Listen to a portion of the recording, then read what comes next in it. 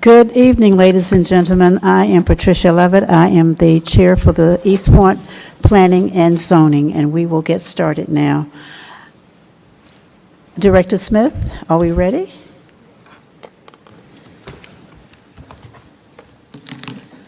Okay. Roll call. Commissioner Miller?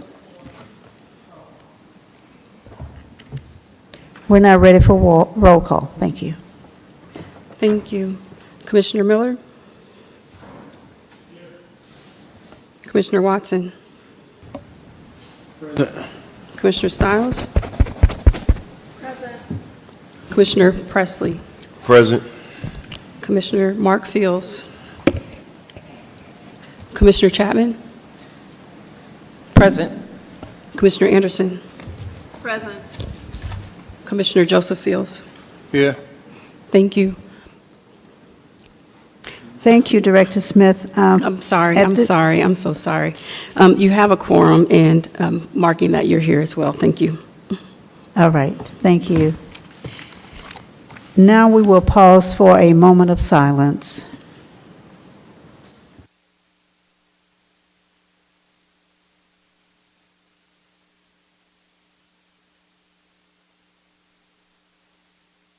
Thank you.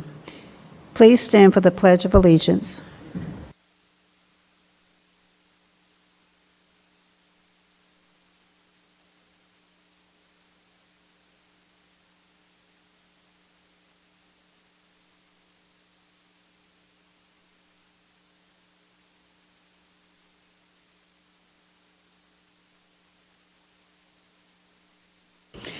At this time, we will have approval of the August 2025 Planning and Zoning minutes. Commissioners?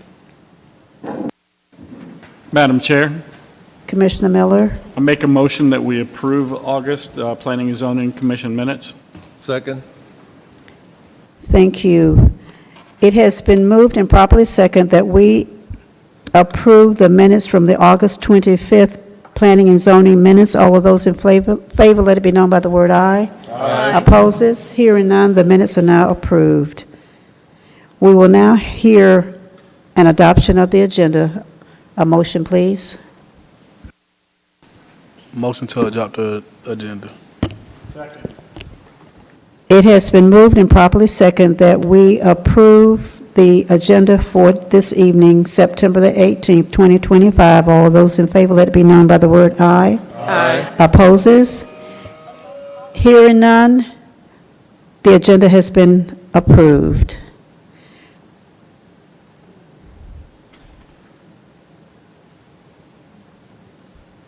Okay, now we will hear, go into our public hearing. Okay. Do I have the rules?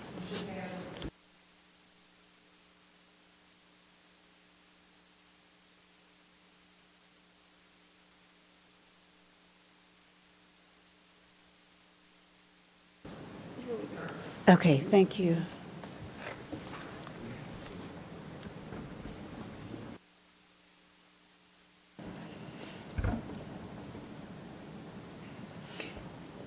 Public hearing rules are as follows.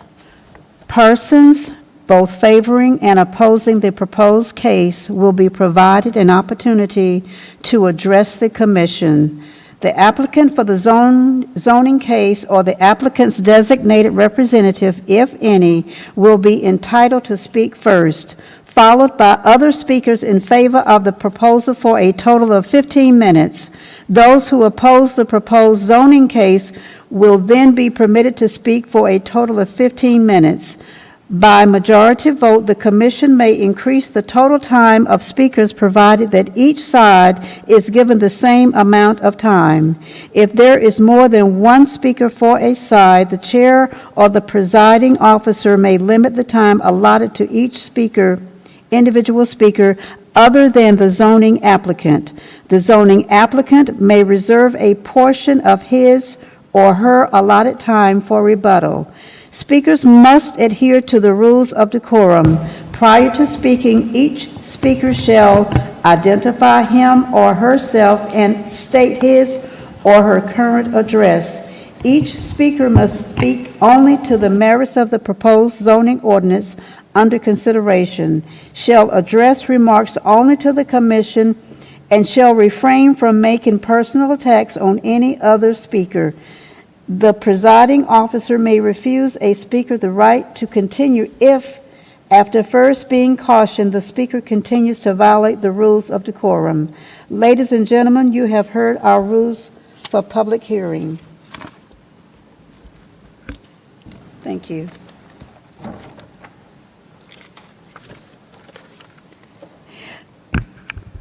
May I have a motion to open the public hearing? Madam Chair. Madam Chair, Make a motion to open the public hearing.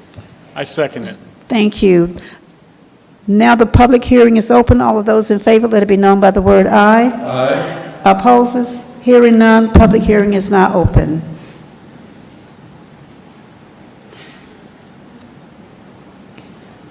Director Smith.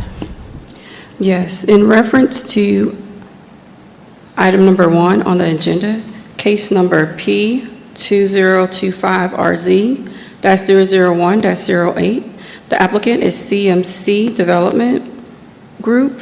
Property is located at 0 Norman Berry Drive. The applicant is requesting a rezoning from EI to MI to consolidate 3 parcels with a concurrent variance to reduce required parking spaces. Case type is a rezoning with a concurrent variance.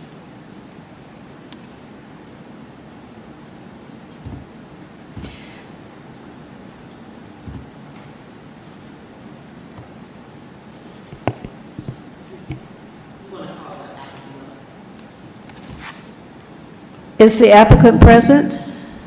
You may come forward and present your case. Thank you.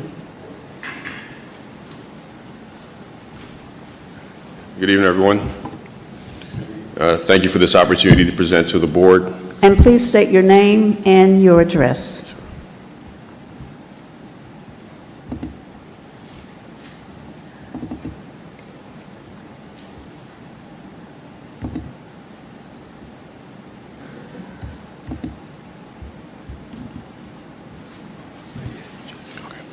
Thank you. Good evening. My name is Sean Bell, principal of CMC Development Group. My address is 1140 Ansel Lane, Northwest Atlanta, 30318. And again, I'd like to thank all of you for the opportunity to present this. We've been working at this project for some time and have been meeting with the planning board and planning officials to kind of work through all the various pieces to it. And so we're excited that things are moving forward. And essentially what we're really seeking is to consolidate the property that we already own, the lots that we own, to be able to build a development that could potentially do 2 things. One, not only provide much needed housing, but also look at bringing in multifamily and some assisted living as well into the particular area. So I'll just kind of breeze through some of the highlights. As you know, it's located on Norman Berry, which is not too far from here. The site has been vacant for many years. It's just a wooded site, and it sits adjacent to the Norman Berry Senior Development. So we see this as sort of a continuation of that sort of relationship within the community. But then we also see that there's obviously a need for some really high quality housing. So we've endeavored to kind of make sure that that happens, and we're working toward that process. So we're really just seeking to get the zoning to consolidate the lots that we have already, so they're all sort of conforming. And then more importantly, or just as important, is thinking about the changes we need or some of the relief we need on the parking, as our senior component would not need as many parking spaces as would the multifamily piece of the development. So those are our basic requests. The site plan is here, 6.4 acres, and as you can see, there are 2 buildings that are laid out that we envision moving that process through the process. A lot of our developments have been really in the multifamily space, where we look to kind of engage the community and make sure that we're kind of building something that makes sense and is aesthetically pleasing and really brings value to the community. So we're experienced in doing a lot of multifamily development. We have some senior developments, some veterans developments as well, and a lot of affordable housing, which is kind of a lot of, the bulk of what we do, in addition to also some market rate luxury products that we do in other parts of the country. So the unit types for the seniors, those would be, or the assisted living senior piece would be, typically one-bedroom type units that are kind of self-sufficient with some amenities for those seniors. And then on the multifamily side, we would have a mixture of units, some ones, twos, and some three-bedroom units. So we're trying to really maximize the site and then also provide what we think will be a complement to some of the longer-term visions that the city has had, and also some of the needs that we've been informed of on the Housing Authority site with respects to really being able to provide more housing and perhaps having folks who are in need of affordable housing to be able to access these units, because on the multifamily side, all the rents will be typically, at the area medium, which is, in this case, would be right in line with what would be considered to be affordable based on the standards. And these are just some basic floor layouts. We're still working through some of the design pieces. The most challenging part, and which is one of the reasons we've asked for some of the relief on the parking, is the site is a little bit challenged.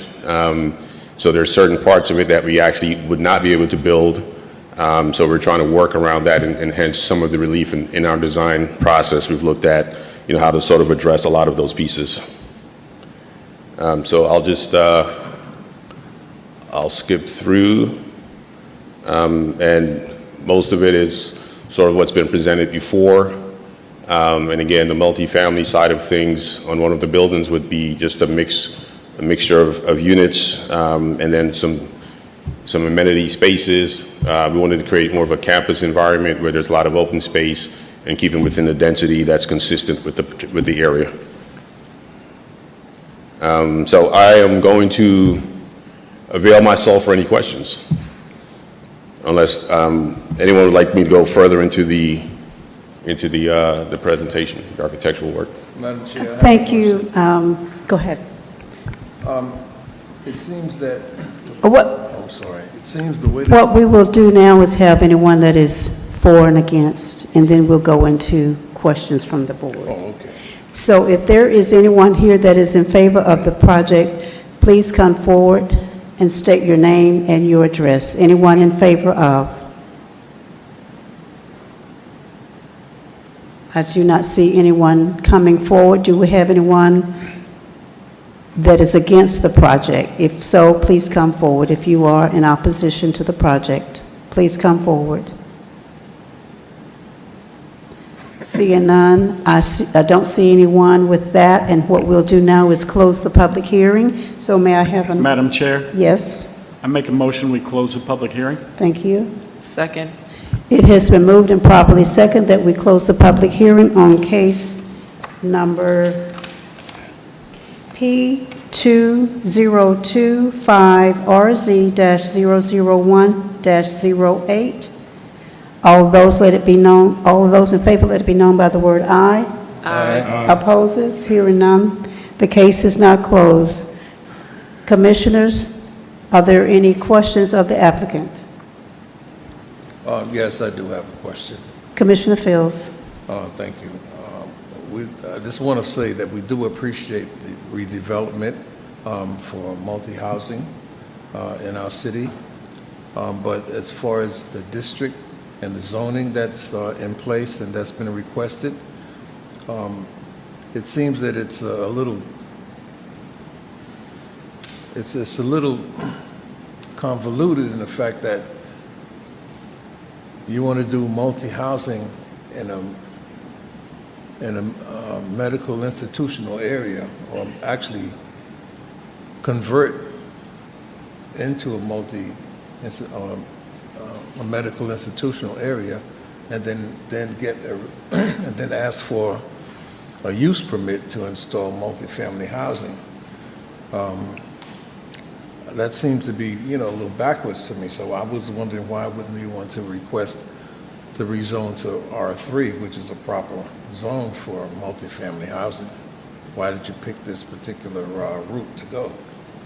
Right, so we've been working with the planning department on this, and then, sort of going through what seemed to be the most appropriate zoning. As I mentioned, we're looking at doing, potentially the senior housing, the assisted living, and multifamily.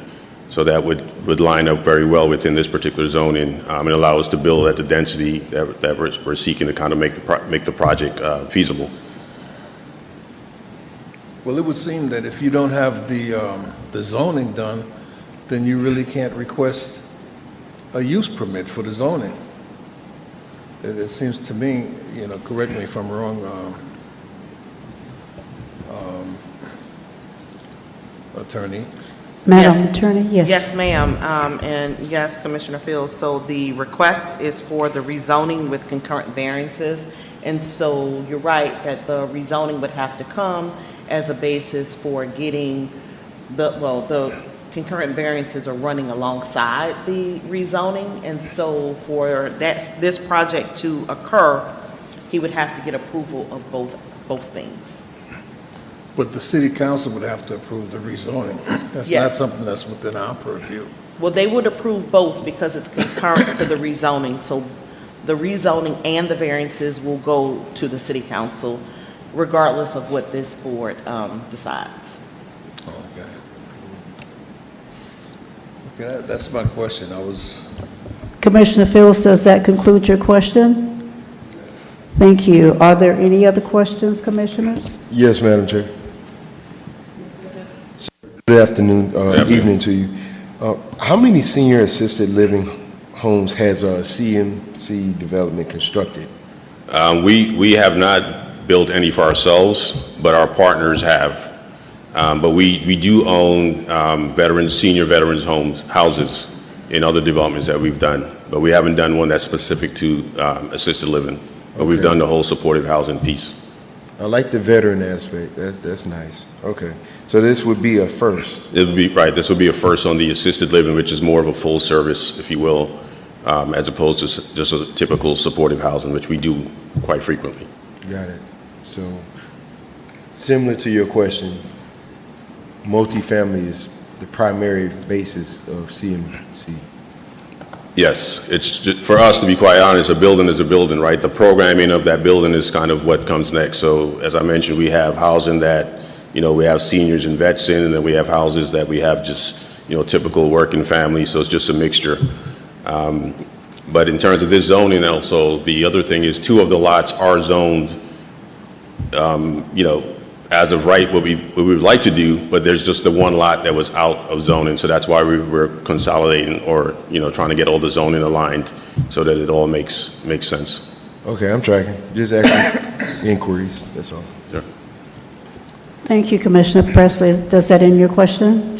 Are there any other Madam questions? Chair, I have a Commissioner? question. Yes. Yes, so this project, where you're combining the multifamily with assisted living, have you ever done any other projects like this? And I'm wondering about the quality of life for the senior aspect of it, and considering that, lifestyles vary greatly between the two. So can you speak a little bit about that as well, please?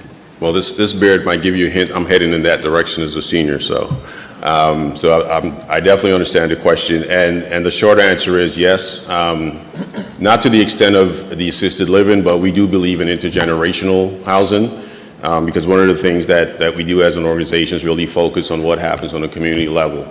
And we think there's a great value to kind of have, seniors or varied populations kind of interacting.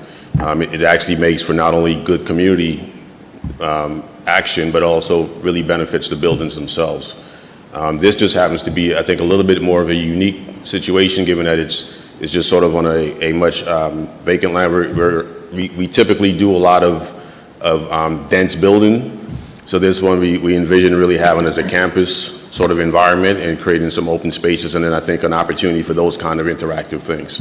So it could be, simple things like, the type of programming that we do on a yearly basis with, on say the multifamily side, you may have younger children who may be doing, school programs or types of events that are more appropriate for young people. But then, there's seniors who are very skilled at these things. So there's a way to try to bring those together. So there are definitely differences between the interaction given the different populations, but then there's also the potential for great synergy between those populations.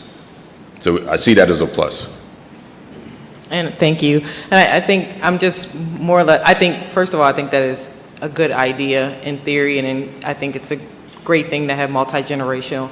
My only concern is the marketing, and if the two sides will be willing to come in and be housed there because of the different lifestyles that there is, and they both, want to respect each other's side. But that's the only thing that I'm really concerned about.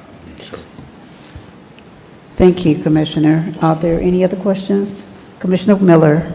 Sir, have you done a project with CMC in East Point before, or is this the first one in East Point? This is our first in East Point. I purchased this land several years ago and just sort of been working through the process of getting it ready for development. You're welcome. Thank you. Are there any more questions from the commissioners? Yes. Is there an age restriction? Not on the multifamily side. On the senior side, there would be just the nature of the services that would be provided.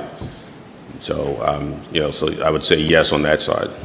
And the other side will be Just any age? Yeah, it would be anyone that's not a senior, but it could be a senior that moves into the multifamily space as well. So that's completely open.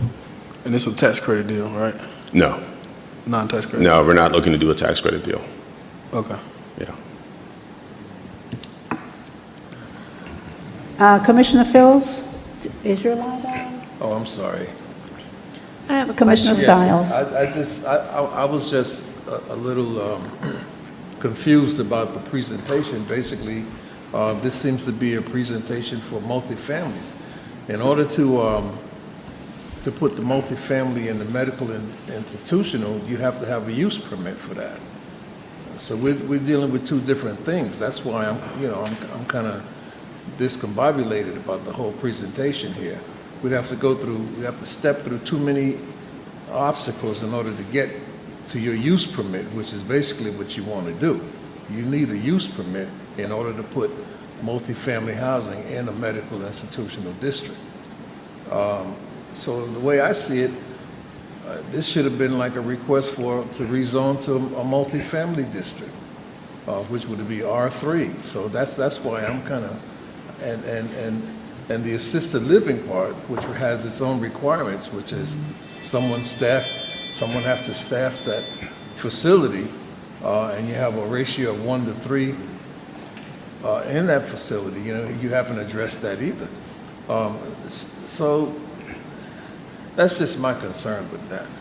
I think this is too discombobulated and should be been presented in a different way. Why are you afraid to just try to rezone it to R3? Now, that would be something that we could deal with on a different level and have different considerations for that. That way, you can put whoever you want in those houses. You can have a senior, you can have, multifamily, high income, low income, mix of income people. And you wouldn't have to deal with trying to make it, seem like it's going to be a medical thing, or senior thing. So, I'm kind of discombobulated about that whole presentation. So that's my concern with that. Thank you. Thank you, Commissioner Fields. Commissioner Stiles. Yeah, thank you. I'm a little confused too, so I just want to clarify a few things.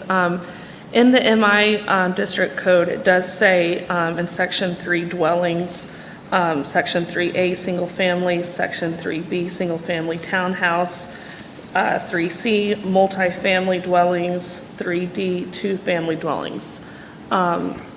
Is that, so you're looking to rezone into the MI zoning district, and in order to satisfy the zoning need, you're doing a rezoning with a concurrent variance, and you're going to be doing senior homes as well as multifamily dwellings in the same entire complex. Yes, is that correct? Yes. Okay, I just want to make sure. And then If staff can just confirm with me that I am reading the code correctly, that Section 3 under dwellings would include a multifamily dwelling within this rezone. Director Smith or Okay. Assistant Director Kelly?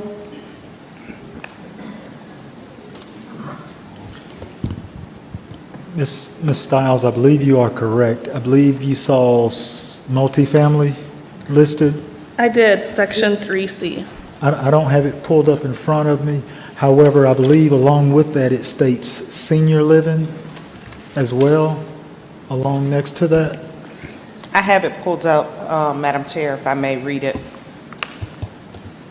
Yes. So use regulations within the MI district land and structure shall be used in accordance with standards herein.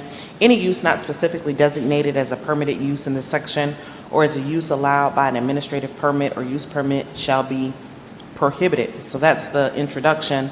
And then there's a list, permitted uses. 1 is an adult day center. 2 is a child care learning center. 3, which Commissioner Stiles is reading from, is dwellings. A is a single-family detached dwelling. B is a single-family townhouse dwelling attached in structures containing no more than 10 dwelling units. C is multifamily dwellings. D is two-family dwellings.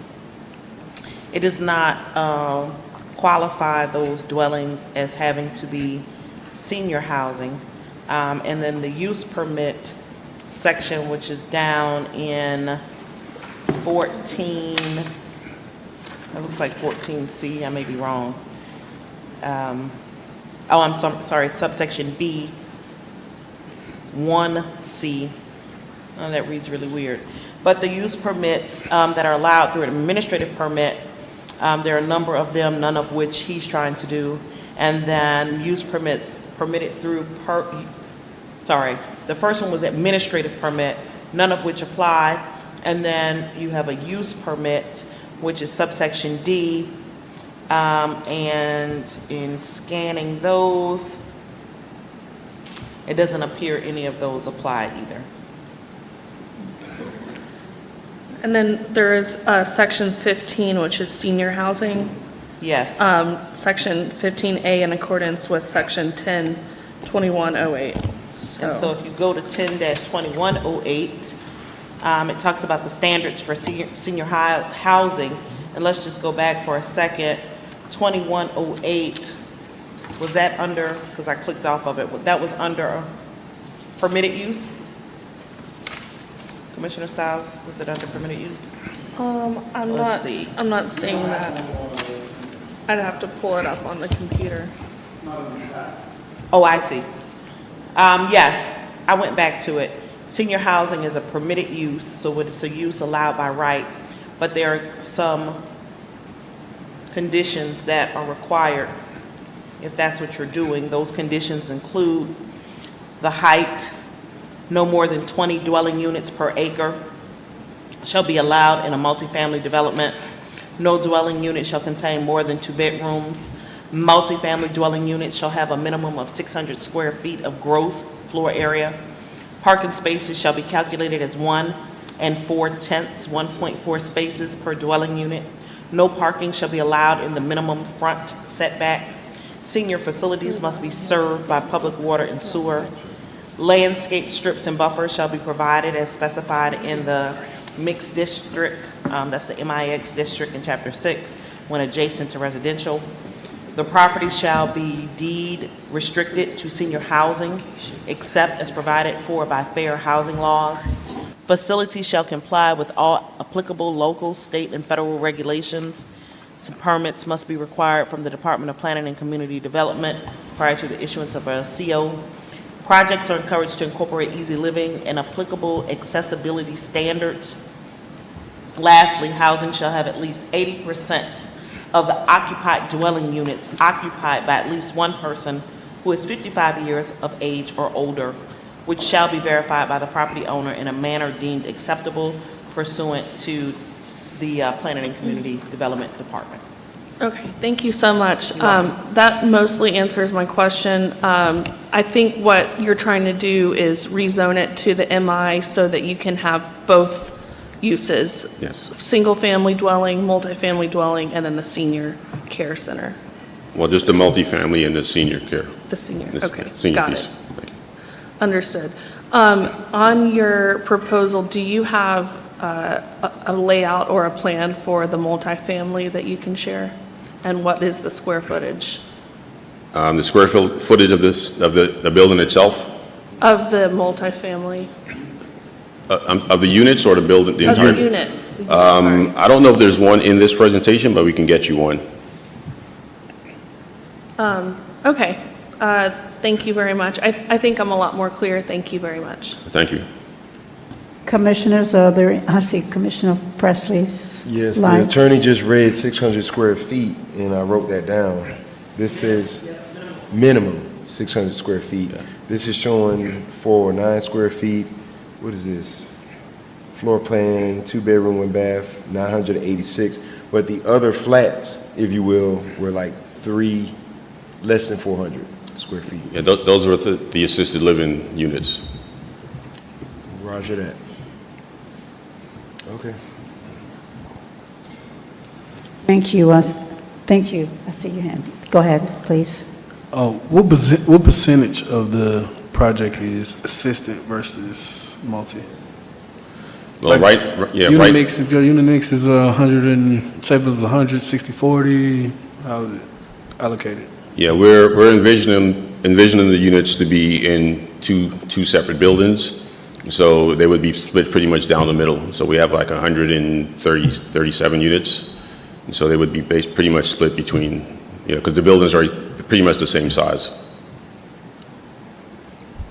Got it, thank you. Yeah. That completes your question, Commissioner Watson. Are there any other questions? Just I don't one s- final thought. Yes, sir. Sir, I wrote down that you had intergenerational housing. I think that's beautiful. Have you taken into consideration of a person of a certain maturity and how they may interact with a youthful person? I have 2 dogs. I mean, older dogs and don't typically like puppies. Well, I'm becoming one of those persons of a certain age, so I appreciate it. So the answer is yes. We actually think there's a good opportunity there, especially in this day and age. We think there's an opportunity where you can have folks that are maybe much more mature that can have engagement with younger folks in some instances. So we see that as a positive opportunity. Typically in more dense areas, you would have seniors living next door to a young family or, things like that would be occurring. So, we don't see it as one or the other, but I think there's a way to kind of blend those things for some opportunities to bring folks together. Chair, I have one more question. Thank you. Attorney Wiggins, did you have? Yes, if that's all the questions from the board and you guys are done hearing from the applicant, I know staff needs to do their staff report, but I did want to point out something. I took the time to read the senior housing, but it sounds like, based on Commissioner Stiles' question, in seeking clarity, that the applicant is seeking to do multifamily and assisted living, not multifamily and senior housing. And if that's accurate, there's a whole nother set of requirements for assisted living, which I did not read. And so I want to make sure that you guys are assessing this application against the right criteria. And then, so that's one point. The second point is whether or not assisted living is a permitted use in the MI district in the first place, because we were working under the understanding of senior housing, which is not accurate based on this last exchange. Well, let me just clarify, and some of it might be my confusion, because I use the word sometimes interchangeably. So for, senior housing, for us is senior housing, whether the end product is, whether you're doing independent or an assisted living piece. So if that's a distinction, then, we can go through the pieces to see what's needed to kind of make sure that's clear. Unfortunately, we cannot interchange those two terms. They're distinct in our code. And the requirements for one versus the other are quite different. So I think it needs to be clear on what your end goal is, right? Seniors, we get that, but whether it's going to be an assisted living facility or senior housing, otherwise this application is not right for their consideration because we would have to evaluate it under a totally different code. Absolutely, I get it. So it is the assisted living that we're pursuing. And again, I apologize for the confusion. I use the words interchangeably because for me, it's housing that we build. What the end user is, whether it's supportive housing, veterans housing, or seniors, we kind of, so I stand corrected on that. Thank you. Commissioners, are there any questions? Yes, Ms. Gatewood. Yes, if I may, this application is for the rezoning, but if you look at the second item on the agenda, it is for the use permit for assisted living. Their application was for senior assisted living. So they did meet that criteria before going about the CZIM process and the Planning Commission process.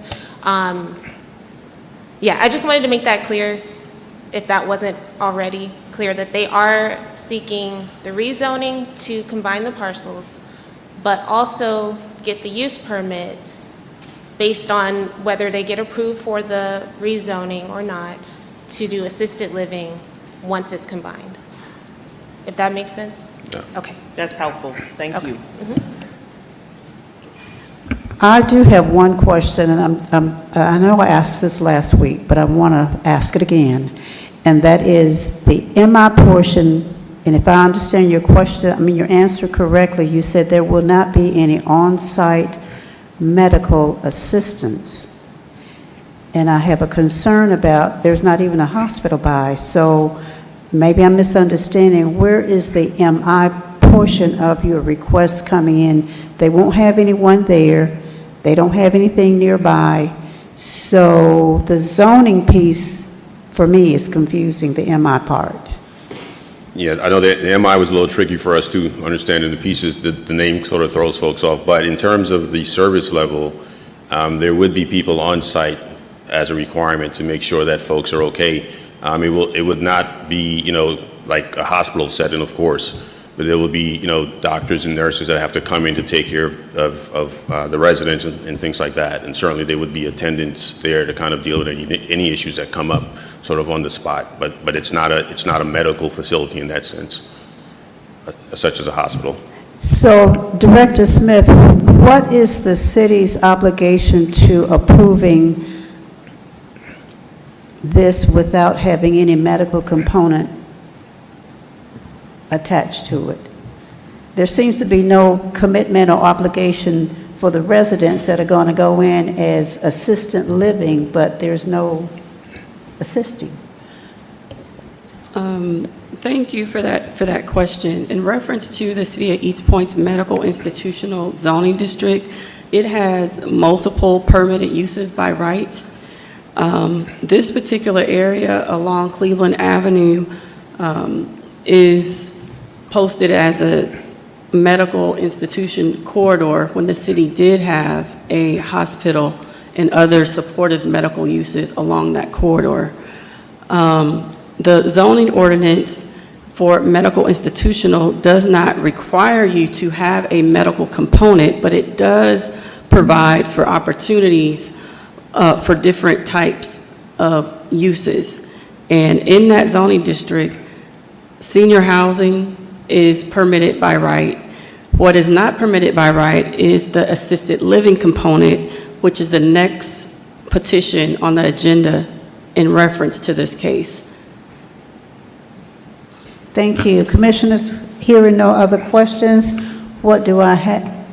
Madam Chair, I'm sorry to interrupt. Because Yes. the applicant has the two items, your 1 and your 2, it may make sense for efficiency purposes to go ahead and do your public hearing for the second portion, because it's going to answer the question you just asked. What is the requirement for assisted living if it's not assistance or some type of medical assistance. Right. And then we can go into that code section and discuss what the requirements are under the statute. So we don't need to close the first case out? I would not just yet, get a motion for the public hearing, sound number 2. Okay. And then if he needs to say anything additional about those requirements under the code, you can ask questions, I can read it for you guys, and we can pull it up on the screen. I think that's what Mr. Kelly's doing. And then you can move forward with getting the staff report since they're so interrelated. Okay, if I understand you correctly, Commissioners, we will now go into the second case, which is case number P2025U-001-08. What do I hear? Motion to open the public hearing. Good night. Second. I hear a motion and a second to open the public hearing on the second case for CMC Development Group.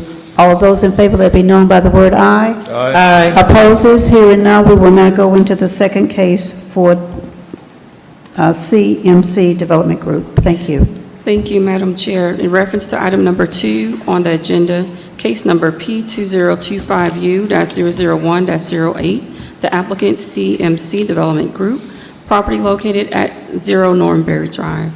The applicant is requesting a use permit to develop 138 units of assisted senior living in the medical institutional zoning district, and the case type is a use permit. Thank you, Director Smith. Applicant, you may go ahead with your presentation. Thank you. I actually don't have a presentation, so. Yes. And staff may present the second part of this.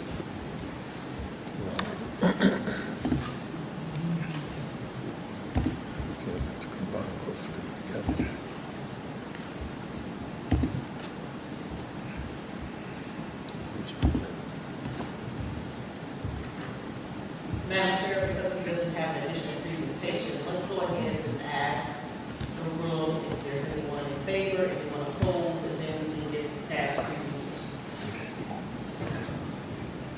Thank you, Madam Attorney. So we don't have anyone in favor or against this particular applicant. We're just going for a motion. Well, no, because you only asked, we only have a public hearing for the first case. They can ask questions. Okay, Commissioners, do you have any questions? Ask if there's in favor or opposed to the use permit. Because we did rezoning and variance first. There was no one that came up.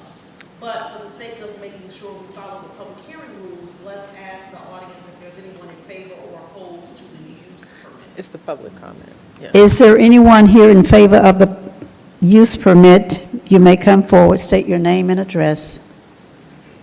Do we have anyone in favor of the use permit? But it has to be about this address. Yes. You want to come in favor? We do see one person in favor of. You may state your name and your address. Hello, my name is Marcus Guthrie. My address is 3645 Marketplace Boulevard, Suite 130023. And I'm speaking in favor of the rezoning for this particular development. I've been a long time, I'm no longer a current physical resident, but long-time resident of the city of East Point. Moved here in 1978. We've seen a lot of development go on, favorable and unfavorable for our community.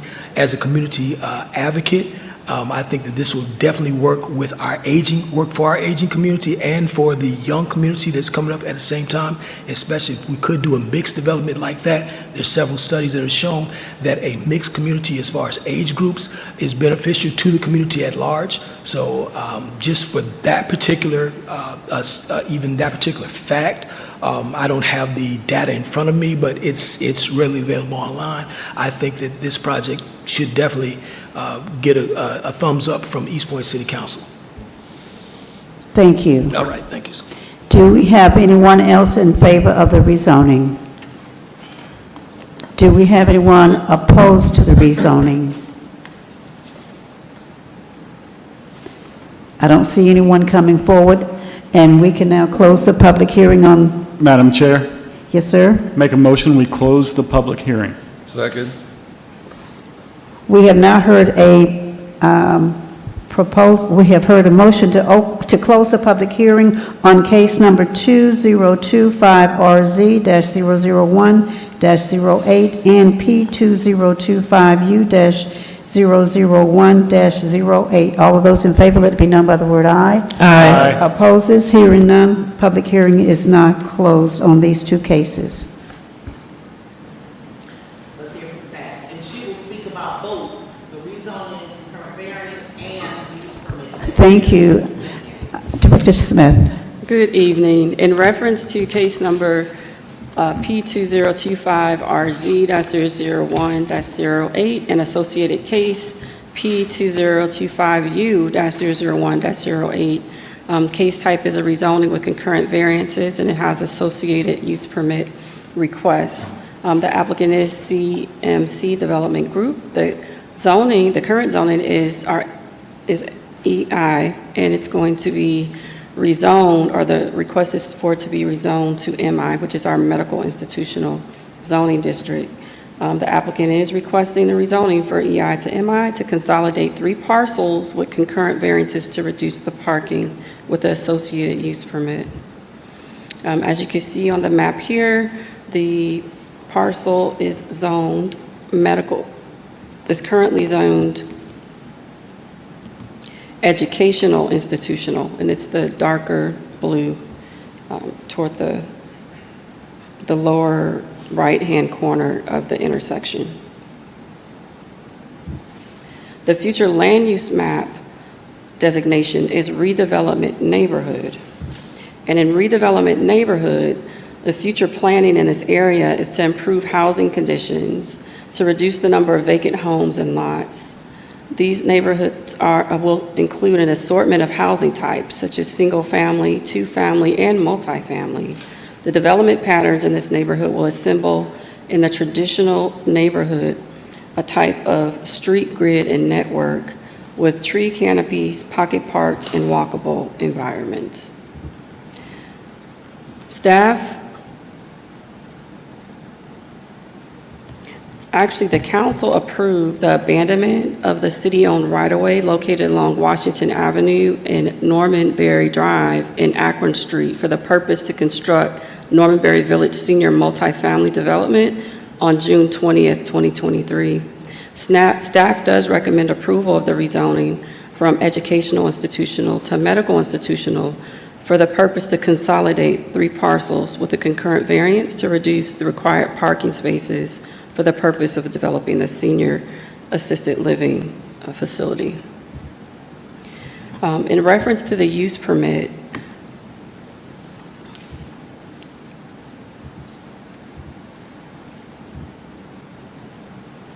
staff also recommended approval of the use permit for the purpose to consolidate the lots and to provide for the concurrent variance for the reduced parking. Use permits under the medical institutional zoning district is a requirement for assisted living, and so that was the intent and purpose to have this use permit associated with the rezoning. Without the rezoning, you would not be able to get a use permit, so the applicant was required to apply for this, and so that's why the rezoning and the variances were applied for first, and if it is approved, then the applicant will go for the use permit to add the assisted living as a use. And that concludes our presentation. Thank you, Director Smith. Commissioners, you have heard from staff. What is your pleasure? I make a motion to discuss. Go ahead, Commissioner Stiles. I think she's making a motion to open the floor for discussion, so that discussion can occur before the motion on the agenda items. Second. Go ahead, please. Madam Chair, just get all in favor for me really quick for the motion to just open the floor for discussion. Yeah, but I didn't hear her I open made it. a motion to open the floor for discussion. Do I hear a second? Second. It has been motioned and properly seconded that we open the floor for discussion. All of those in favor, let it be known by the word aye. Hearing now, the floor is now open for discussion. Commissioners? Do I see anyone's line? Okay, go ahead, Commissioner Chapman. Okay, so another question that I have, have a question here as well, is this open? So, in terms, I know the city has challenges and we have ordinance in place for, like Airbnb. So, if we're doing multiple family housing, is there any restrictions around the use of Airbnb in those? So our short-term rental ordinance has multiple guidelines and requirements in reference to how they're used. So it may be difficult for someone to rent out their single unit for short-term rental. They most likely wouldn't meet the short-term rental requirements. Just wanted to make sure. Is there anyone else that has a question? Sure. Yes. Without the applicant, this is to you, Director Smith, without the applicant having to resubmit, is there a way to omit the verbiage assisted out of this where it's just senior living and mixed use? And it's just presented simply as that? Because as it was presented earlier, there is no medical. I've adopted a senior, and she stays in a place where if she has a draw cord and she falls, she can pull on that drawstring. There appears to be no active medical staff other than the fire department down the street to assist someone if they fail. That would be a question for the applicant. To omit assisted out of this? That would be a question for the applicant, whether they're willing to, or is that their intent? You would have to ask the applicant, and they would need to provide a response. Okay. Yeah, I was just asking you, that way we don't see this next month, if it's possible to omit that word out of there. We're going to put up the conditions. So, just so you know that assisted living is allowed by use permit in Beverly. And you see here, these are the things that the applicant have to meet to get that use permit. Number two, at least one administrator, on-site manager, or responsible staff person must be known premises 24 hours a day. It doesn't qualify that person to have, any medical training, but it does require someone to be there. There's some other conditions that you may want to just take a second to read over. Those same type of requirements are not required for senior housing. Right? I read out the senior housing was long ago, so it's certainly not a required person on site. Some of the other differences I saw were this assisted living requirement is that they have a kitchen and comfortable dining area. So, and then also you need to understand that senior housing, I think I said this, is allowed by right. It wouldn't even need a use permit. It would just need the rezoning and the concurrent variance. I'm good. Does that answer your question, Commissioner Stott? That was Commissioner Presley? Yeah. Yes, go ahead, please. Yeah, I think the clarification is about assisted living versus like nursing homes and things like that. There's never 24-hour staff at assisted living. The staff is coming for a period of time during the day, and then they have them on call. So they're like, these is more like functional adults or functional seniors that like almost would transition to a nursing home. I think that clarification is more necessary because I feel like we're looking at it as hospital staff being there 24/7, and that's not that's not what assisted living is.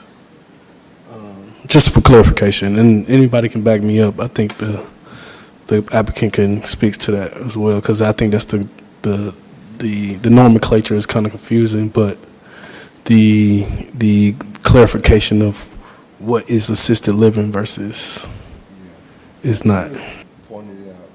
they don't have to be medically trained. So, Okay, does that conclude your statement? Yes, I'm sorry. That's okay, thank you so much. Go ahead, Okay. Commissioner.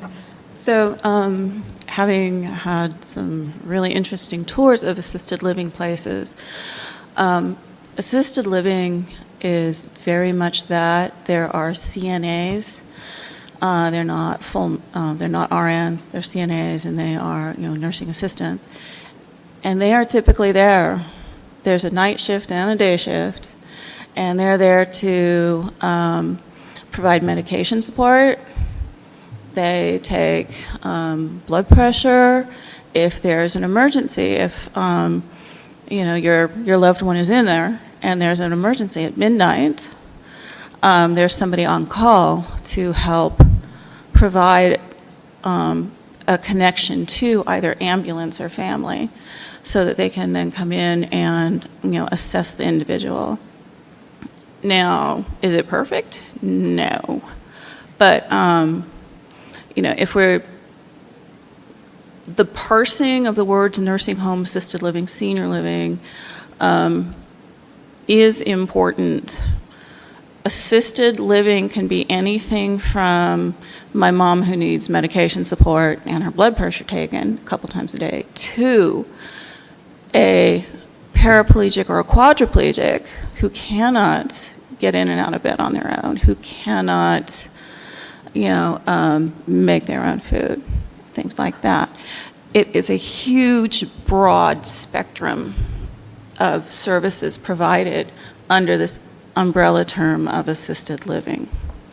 So that's what I would like to make sure is added to the conversation here. Thank you. Thank you, Commissioner. Are there any other questions? Yes, I do.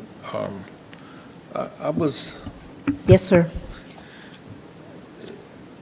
it seems to me that, Commissioner Fields, can you speak directly into the mic and Yes, speak up yes, just I'm a little bit, sorry. please? it seems to me that when I read the application's request, he wants to develop assisted living and regular multifamily dwellings at the same time. The question is, what portion is assisted living and what portion is multifamily? And I think together, it's all multifamily. It's what the intent of his application is. But in order to do that, he feels that he's got to go to a medical institutional district in order to do that. I think, quite frankly, that a request for multifamily housing should go through the R3 district criteria, and then we can develop that from there. And all this assisted living talk and stuff like that wouldn't even apply. It doesn't have to apply because it's not set up for that. He just wants to do, in my opinion, he just wants to do a multifamily, which multifamily for the city is great. I appreciate that. But this is a convoluted presentation as far as I'm concerned, and it's got too many different parts that's not fitting properly. So I personally, that's how I feel about it, but there's no direct thing I can do. I don't that's the way I see it. I think this should be done for R3 redevelopment, and then we can discern whether that is good or not good for the area. Because I don't know, that's the way I see it. I can't see anything. I can't see this going. We're asking too many different disparate questions about this application when basically it's an application for multifamily development. Thank you, Commissioner Fields. I don't thank see any other lights. Commissioners, what do I hear? You've heard from staff and you've heard from the applicant. Right, I just want to point out one thing. And then the next, Commissioner, sorry. Commissioner, yes, go ahead, please. Is that if there has been any research and studies or examples of where else this has been done, I think I kind of went on ChatGPT here, and it looks like some areas in Atlantic Station here in here in Atlanta, we already have something of the sorts here. So I think we also have to consider that showing other examples, showing some type of like research from the applicant side, not necessarily from the staff, that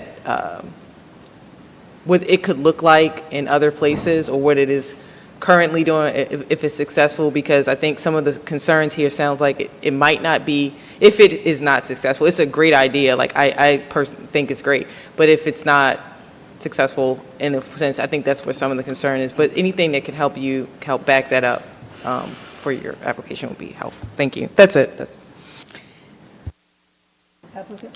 Commissioners, you have heard from the applicant and staff. I have Yes, go ahead, please. a little bit of So it's a upzoning. So if you look at the EI zoning, it will be include multifamily. So the R3 zoning is like a little less of a zoning than it is for EI. So EI is more. So he's upzoning. It was already included.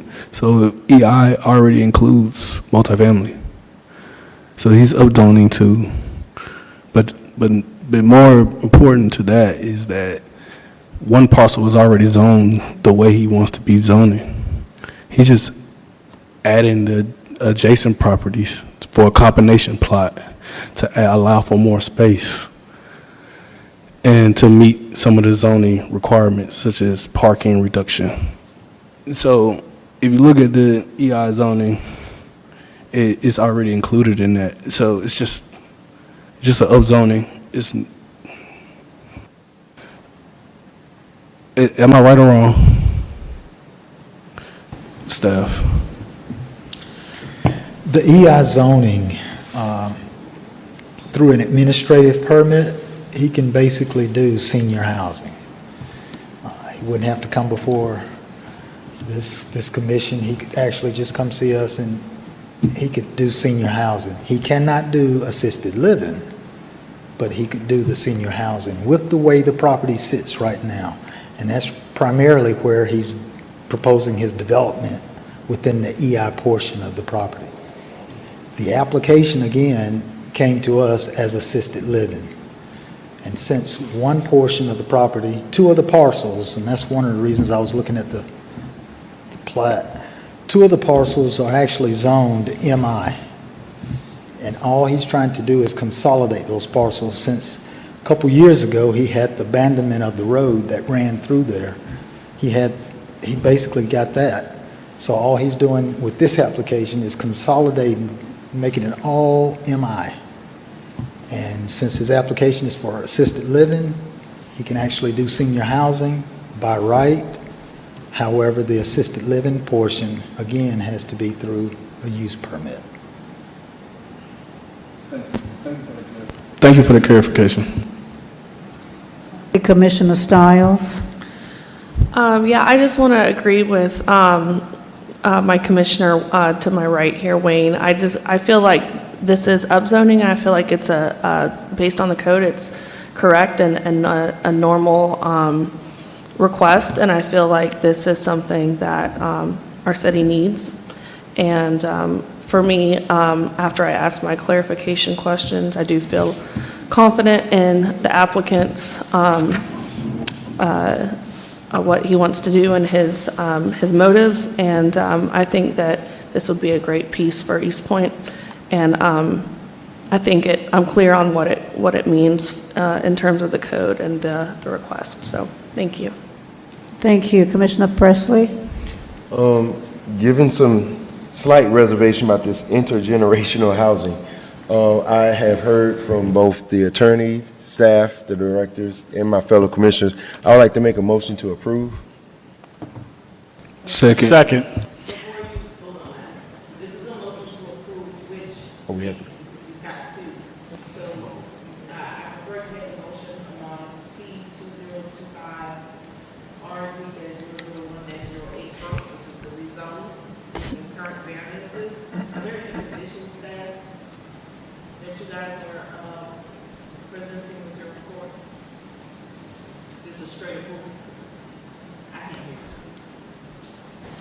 It's a straight approval based on the criteria points that will be required for each of the assisted living as well as senior housing.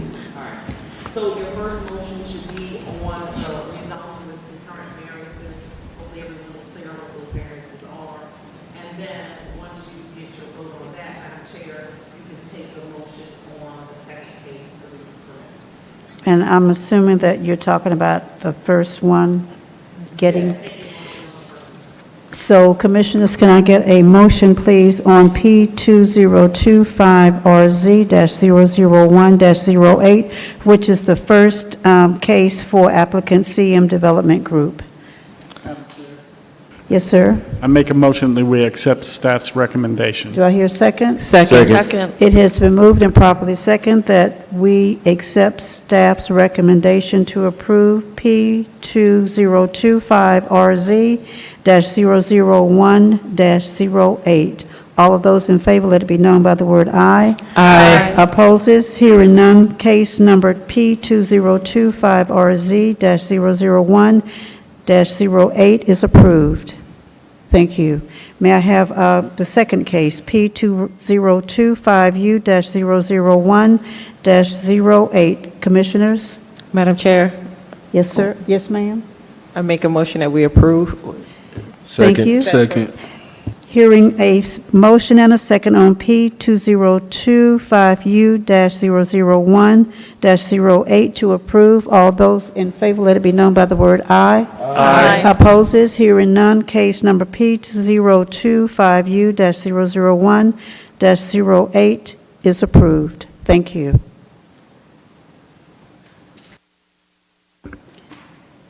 Staff, do we have the third case, P025V-003-07? Is the applicant present? Please come forward, state your name and your address.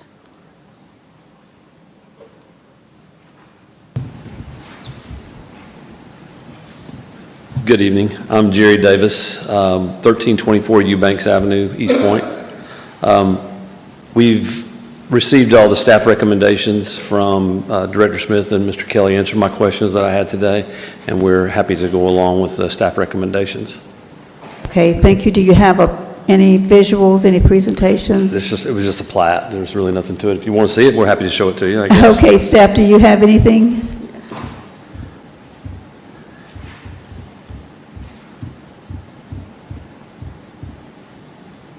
And that's a big, if you want the big. That's fine. That is the plat there. The three buildings there on the vacant lot are all closer than 5 feet. The one in the front closest to the house, that one's going to be demolished. And then the two in the back, we will move further away than 5 feet. Can you just refresh the commissioner's memory on exactly what the project is? You are looking to do what? Oh, so we're just splitting the two lots. I'm so sorry. The house was a complete renovation. It had been sitting there in disrepair for many, many years. And then it was a double lot, so we decided to split the lot so that we could have two lots out of it. Okay, thank you. Staff, is there anything coming from you in terms of continuing his presentation or staff recommendation if we're ready? Are you going to close the public hearing? Did you? Okay, thank you so much. Oh, we need to hear if there is anyone in favor of this case. Is there anyone here in favor of the case? Is there anyone here in favor? Is there anyone here opposed to the case?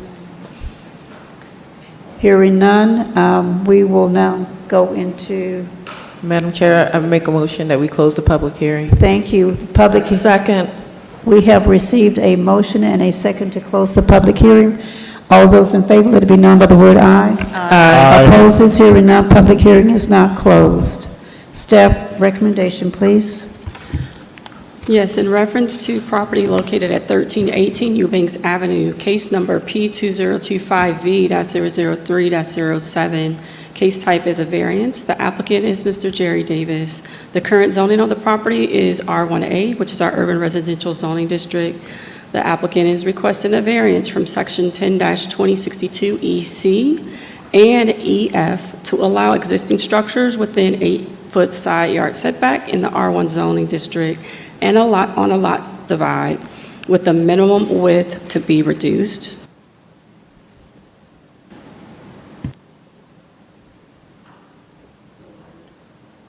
It's a larger site plan of the request. Staff recommends approval of the variance from Section 10-2062E, C, and EF to allow existing structures within 8 feet yard side setback in the R1 zoning district on a lot divide and a minimum lot width to be reduced with the following conditions. Condition number 1, applicant must clean up the proposed vacant parcel prior to recording of the final plat of the subdivision. Condition number 2, applicant must adhere to all building, fire, and code enforcement matters associated with the site prior to recording of the final plat of the subdivision. That's the end of staff's report. Thank you. I'm sorry, did I hear the recommendation? Staff recommended approval with 2 conditions. Thank you. Madam Chair, Commissioner? I make a motion that we approve staff's recommendation and continue with the following conditions. Second. It has been motioned and properly second that we accept staff's recommendation. Do I hear any questions? No, no questions. Question. So have you cleared the lot yet? The lot was already cleared. There was never a home on the lot, just 3 sheds. Understood, praise the Lord. Thank you, but I didn't close the motion. All those in favor, let it be known by the word aye. Aye. Opposers, hearing none. The commissioners have agreed to accept staff's recommendation. Thank you. Staff, you may read case number 4, please.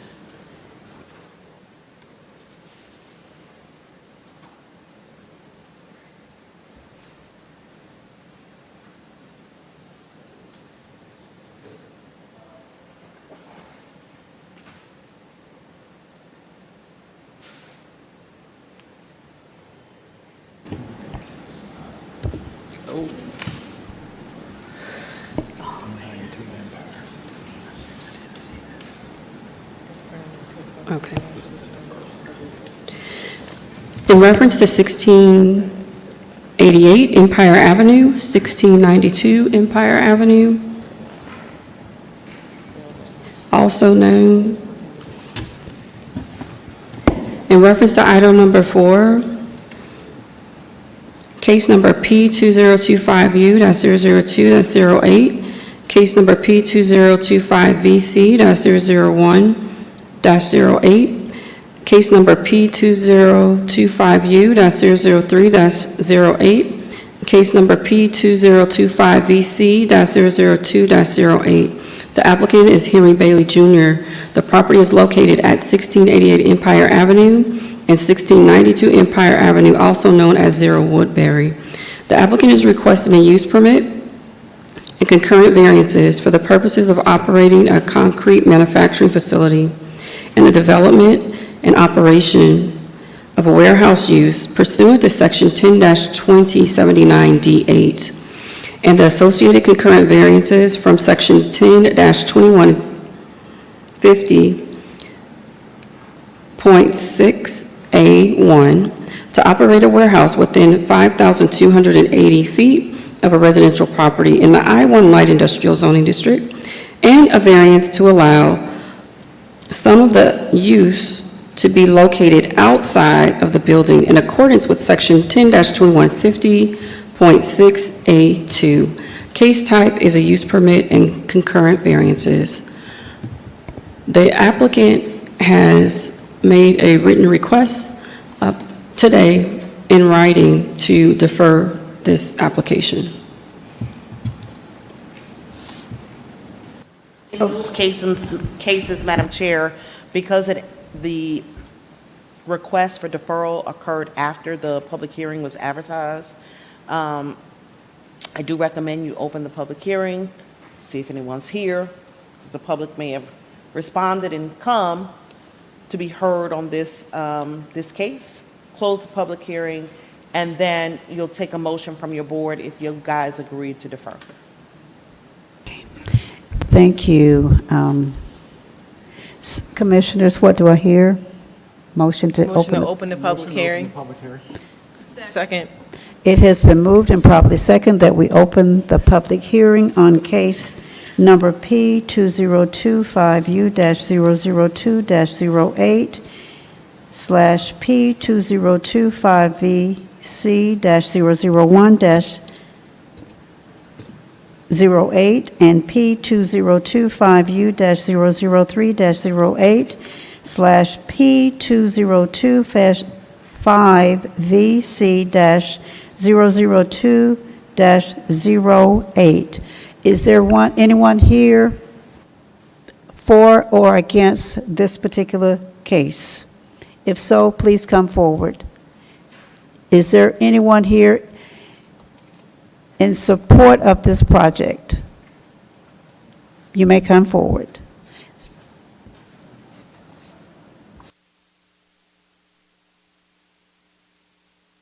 And state your name and your address. Hello, everyone. Thank you for hearing this evening, Commissioner, staff. My name is Ian Gibson. My address is 728 Burke Road, Atlanta, Georgia 30305. I'm here on behalf of Douglas Brent Benson Enterprises with Henry Bailey and team. I just wanted to thank you guys for allowing us to defer this and have the further conversation and make sure that we get aligned on what the potential impacts may be and we understand everything. So I wanted to just say thank you for your time, and we look forward to continuing the conversation. Thank you so much.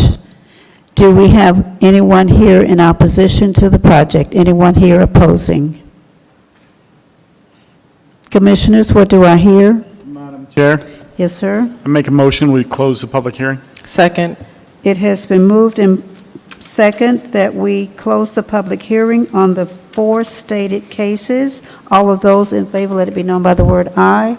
Aye. Opposes, hearing none, the case is now closed.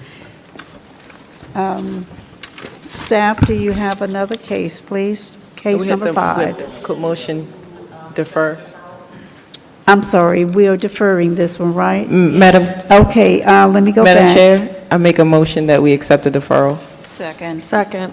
It has been moved and properly second that we accept the staff's comment on deferring this case. All of those in favor, let it be known by the word aye. Aye. Opposes, hearing none, the case is deferred. Thank you.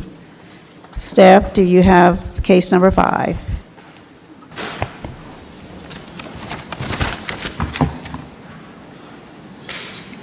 Madam Chair, in reference to item number 5 on the agenda, case number P2025RZ-002-08, the applicant D. Murphy Charlton.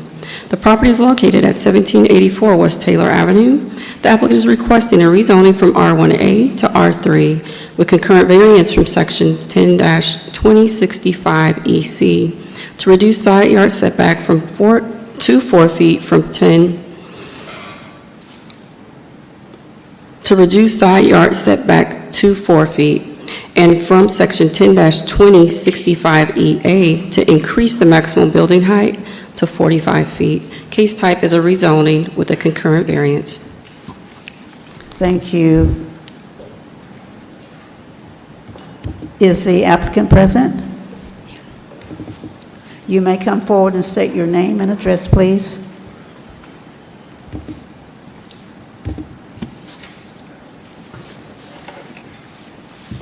Appreciate that.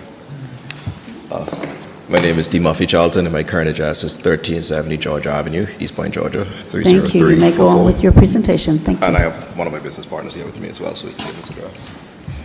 Hi, everyone. Douglas Hanna. Your name and address as well. Okay. My name is Douglas Hanna, 1742 Woodwalk Creek, Atlanta, Georgia. Can you spell it, please? Douglas. Douglas, last name Hanna. Thank you. You may proceed. All right.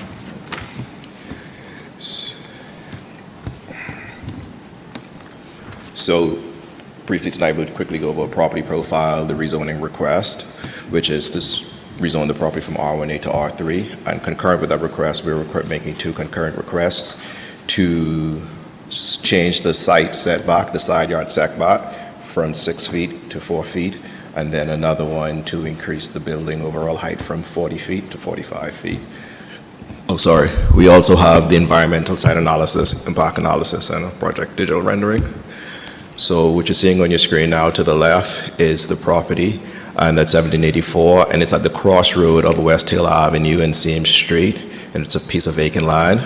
Per the City of East Point's official zoning map, it's currently zoned in the redevelopment neighborhood. Right. Currently, the property is also situated in the Center Park neighborhood, and the character area for that particular neighborhood is the redevelopment neighborhood, which allows for single, two-family, and multifamily, with the following zoning districts: R1, RL, R1A, RT, R2, and R3. And we're requesting this rezoning from R1A to R3 to construct 3 duplexes. So items which support the rezoning that we have here is that per the City of East Point's comprehensive economic plan, it allows for multifamily in this particular characteristic neighborhood in 2 instances. One where it already existed, and the other one is for properties that exist at crossroads, and the subject properties at the crossroad of West Hill Avenue and Seams Street. The proposed development also addresses the need for more diverse housing options and missing middle homes, which is documented in the City of East Point's comprehensive economic plan. And the proposed development also addresses Center Park's desire for more diverse housing options, which includes single-family ADUs, duplexes, or multifamily. And this information is via the City of East Point's housing needs assessment and neighborhood revitalization plan. Also here, positive feedback from property owners. So prior to the planning season meeting, we sent out the postcards. There was no one at the meeting, but after the meeting, we had 2 property owners in the area call us and said that they supported the plan. So for the concurrent variance number 1, the first one is right now for duplex under the R3 that the proposed side setback is 6 feet, and we're requesting a concurrent variance to move that from 6 feet to 4 feet. One, just to allow us just a little bit more room for the buildings, and that was also to buffer in some additional landscaping and maybe a low-lying fence, but mostly just for landscaping and just a little bit of room on the project. And then the second one, so currently under the R3, the building height, maximum height is 40 feet, and we're requesting 40 to 45 feet because we're proposing, or we're trying to work through right now is we wanted to, after reading the City of East Point's urban agriculture program, there's a need to encourage more residents to grow their own vegetables. So we're trying to propose maybe a rooftop garden or vegetable area, and it's our understanding if that there is a permanent roof or fixed roof up to the top there, that would come towards the building's overall height as well. So right now, that's why we're requesting that. This is a view of the property from West Hill Avenue. We went through in terms of where the property is right now. There's currently no structure on the property, it's just medium-sized trees and light asphalt paving. In terms of the proposed project and environmental effects, there's no wetland, floodplains, streams, slopes exceeding 33%, vegetation, wildlife species, or other archaeological or historical sites. And then in terms of protection of environmental sensitivity areas, none. No water quality issues, minimization of archaeological items, creation of green space. Again, we refer to the urban plan, which is something we're trying to do now outside of the landscaping, which we know we will do for part of the project as well. There's also no negative impact to residents. And then in terms of the impact analysis, does the property proposal permit a use that is suitable, which it does. Does it adversely affect the existing use? No, it doesn't. Is there reasonable economic use as currently zoned? Yes. Will the proposal result in something that is burdensome? No. Is it within the policies and procedures and intent of the land use? Yes. Are there conditions that support the approval or denial? Yes. We refer to the city's comprehensive economic plan. And do we think that it'll be a burden to the resources and the citizens of East Point? No. and then up last yet. It's just a digital rendering to get an idea for what the project would look like. So now we turn it over to you.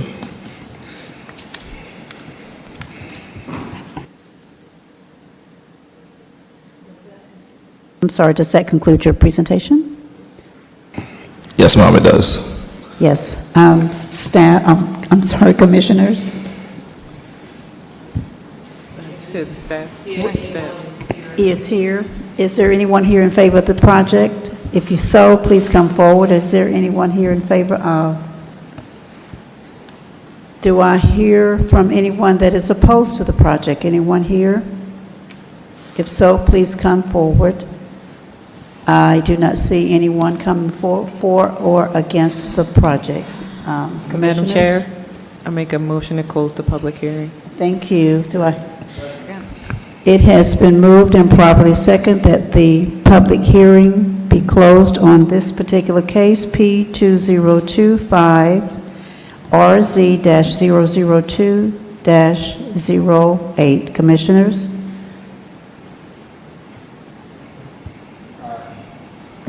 Do I hear? Okay. All those in favor, let it be known by the word aye. Opposes, hearing none, the case is now closed. Commissioners, are there any questions of the applicant? I have a question. Yes, sir. So, thank you guys for coming in. I think the project looks great. You said that that your variance is to reduce the side yard setback from 6 foot to 4 foot.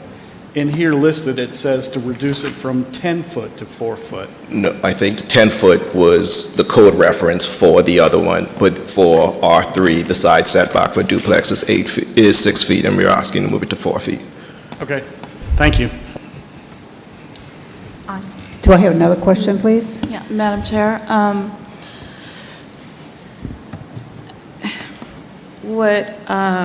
I'm concerned about the season process for this, for notification of the neighbors.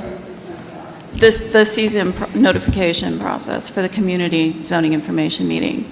Because I am in the 500 foot, you had to send me a postcard, and I didn't receive it until the day after your scheduled meeting.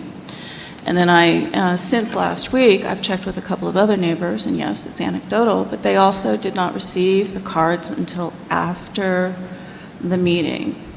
So I do have concerns about that. So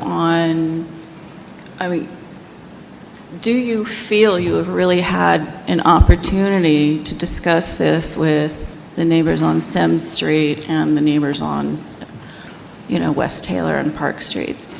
We've had, when we sent out the postcards, even afterwards, once they're received, residents called. So if residents would have called, we'd have actually spoken to them.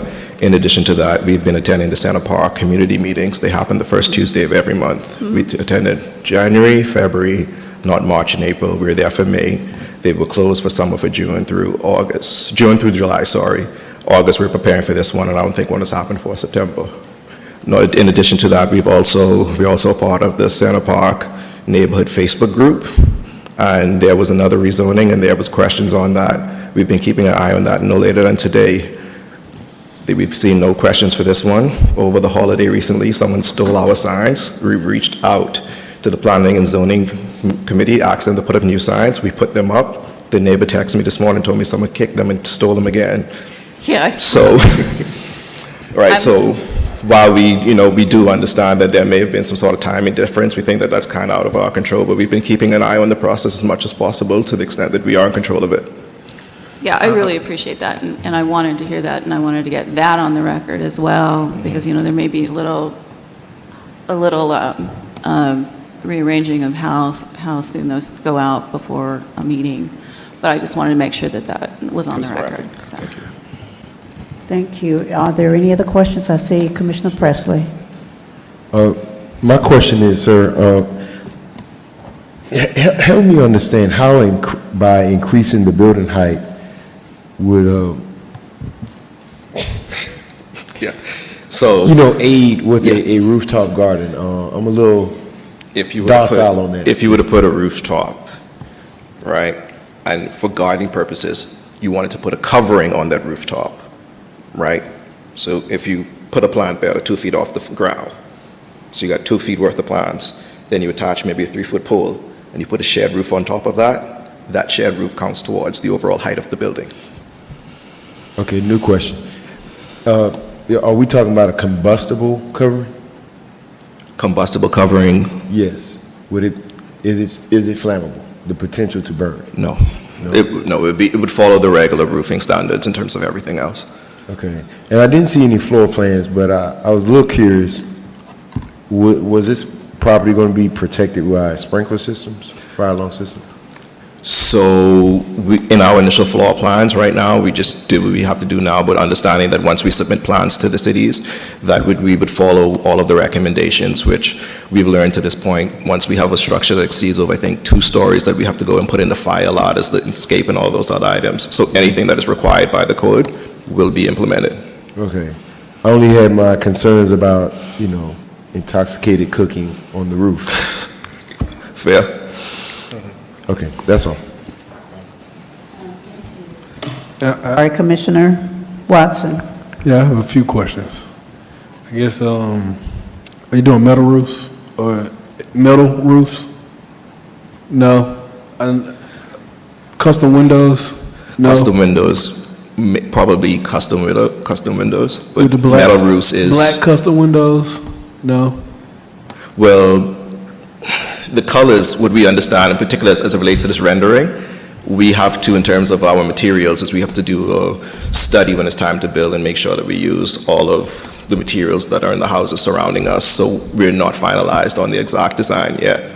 Okay, and then also with the roof, when you put a garden on the roof, that you have to have irrigation, you have to have a lot of, or it's more weight bearing on the roof, so you got to enforce the structure. All of that adds costs. So are you doing this? So, which is why if you look in our rezoning package in particular and our floor plans, that particular part is not built in yet. We're still trying to build that up from a feasibility, because what we also want to do is we want to remain within a certain price point, and if that adds too much burden, then we would disallow for that. The density allows you to go to a higher price point, right? I mean, not like achieve a certain level. Quite frankly, given the current macroeconomic environments, a high price point for us would not make our project, in all honesty, that much more successful.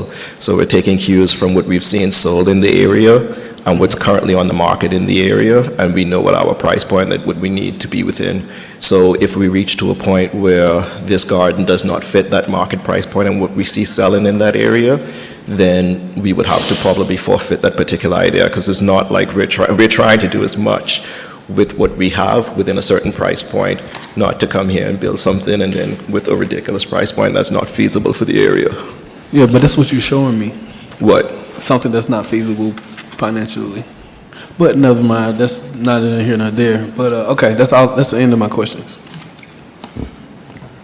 Thank you, Commissioners. Are there any other questions? Yes, I have a question. How many stories will this... Commissioner Chapman, please. I was wondering about, you said the feasibility study, has that been initiated yet, or has this feasibility study been initiated? Which feasibility study are you referring to? I thought you said that you haven't gotten anything back in terms of what you can do on the property. I thought you mentioned the feasibility study. Oh, well, one thing we've been looking at is we keep an eye on sales in the area, particularly within the zip code, and we look at what's the selling price versus the asking price, so we know what kind of range we need to be with a new build. One of the struggles that we have, particularly with Center Park, is there's not a whole lot of new builds in the area. Most new builds that are in the city of East Point come from the Stonegate community, which is townhomes, which is not necessarily a comparable product. So while we can build in a little bit, we still know that over a certain price point that it would not be, we think it would not be feasible given the current environments, right? So for instance, the Fed dropped rates the other day. Many of you may or may not know, mortgage rates went up as a result of that. So we still need to be affordable. So we're still taking all those macro items, all those items into condition as we continue to get through the planning process of the actual bill. And is there a requirement for this area because of how few houses that are being presented, that there is like a affordable house, like affordable unit set aside? I know it's not a lot of units that we can do that with, but is that something that needs to be considered in this situation? That's not a consideration for determining zoning. Okay. And it doesn't appear that the request, nor does the code contemplate that there needs to be affordable housing component. Okay, just wondering about that. Thank you. Commissioner Stiles. Yes, hi, good evening. Going back to the garden on top of the roof, I was a little confused about your statement regarding roofs on top of what would be a garden, because gardens usually like sunlight and plants like sunlight, and I like the fact that you guys are going towards the city's agricultural plan, and all of that is beautiful, but I'm confused about the roof structure, because plants need sunlight, so can you expand on that, please? Yeah, so from all of the research we've done, in some way, shape, or form, there's been some sort of like flat shed roof over it, right? Maybe to just, from what we've seen, when we've seen them on rooftops, right? We've seen them two ways. We've seen people you just allow a space on a rooftop, and people can come and put their plants and put everything else out there. But we've also seen the constructed beds that have been built into the ground, and for those ones in particular, they've had some sort of slight covering over it. So that's what we've seen there. Just to add to that, what we're envisioning is the type of, the small roof structure would allow sunlight as well as covering. So you can adjust them so they lay flat as well as they can tilt vertically. That allows complete sunlight to come through. Yeah. Just to give that option. Attorney Wiggins? The only thing I wanted to add once we get there is that provided the variance for the height is based solely on this roof structure, it should be conditioned, because based on what I've heard, especially in his exchange with Commissioner Chapman, that they may or may not do this rooftop garden situation. And so we don't want to then approve a variance for height if they're not going to do it, right? And so just when you get there, depending on what your motion is, it should be conditioned on that it's for the rooftop garden purpose. Yeah, and just one other thought. Looking at the facade of and the architecture of what you've laid out here, and then looking in the Google Maps at some of the other architecture in the neighborhood, I'm just not really certain that this matches the other architecture of the neighborhood, which, if I'm not mistaken, is more of like a craftsman style home build and architecture style. So I just was wondering why you're choosing to kind of go with more of this like modern, sleek, kind of non-craftsman or non-arts and crafts style related bungalow type architecture. Well, one of the structures has more of a contemporary structure. The other one that has a more modern does fit the profile with the property west of us on West Taylor. It's white and maroon on both sides. It's right down the street, maybe within 0.3 miles. So it's before you get to the park, and it's on West Taylor headed towards the park. But we're also aware, once we get to the planning and permit section, that we will have to make sure that this is something that conforms or at least fits into the area.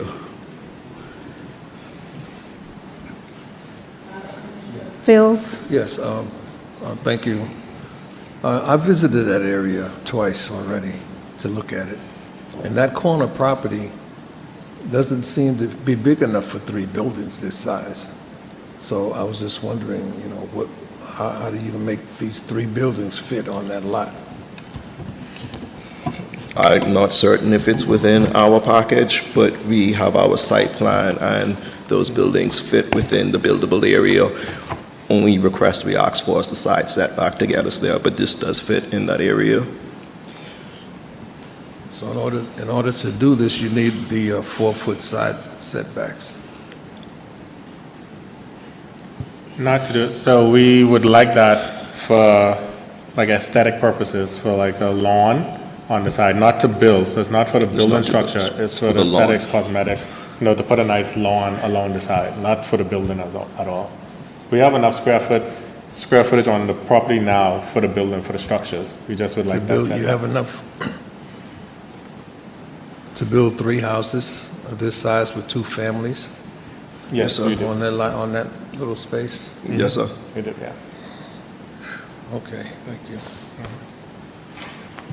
Thank you. Are there any other questions from commissioners? I have just one other question. Commissioner Stiles? You referenced in the response to my question, a white building. Is this? No, not that one. No, that's right across the street from Right us. across the street, You not need to that. go further towards the park. Okay. So I could tell So you. if Do you have pictures of that building? I'm just wondering. And it might not even be on Google Maps because that's fairly new. Let me see. Yeah. It should be on Zillow though, because it's for sale. Okay. Let me see if I can read the address.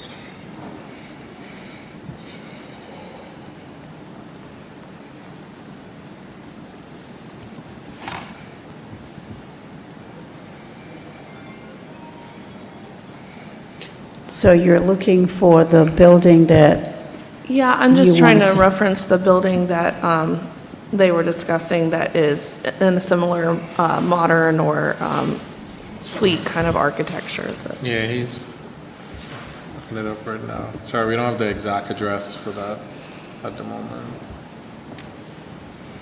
And it's fairly new, so it's a good chance. That's probably why you can't see it on Google Maps. Oh, unless you know it, okay. Madam Chair. Are they still? You still? Commissioner Chapman, but I'm going to, You want to finish with her? You can go to someone else and I'll Okay. wait for them to pull it up. Yeah, keep going. Hold on, I think he just passed House. it. I think He you just passed passed it. it. Okay. Turn around. Okay. And that's why I said, I don't know how old this map is. It's gonna be on the left-hand side. But I don't know. No, not on that side of the street. Yeah, I don't think Google Maps has it up as yet. Yeah. Yeah, no, they don't have it up yet. Okay. Yeah, thank you, yeah. Oh, wait. That's good, it was just built last year, so. Found the address. Oh, you found it. The address is 1835. 1835 Teal Avenue.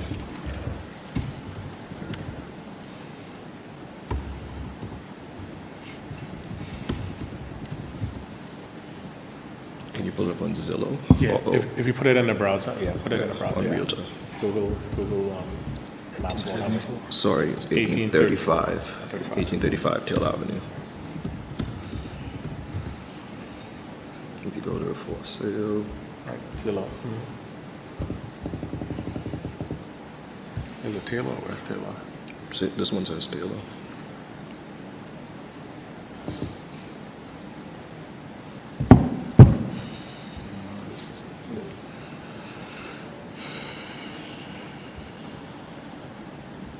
Taylor?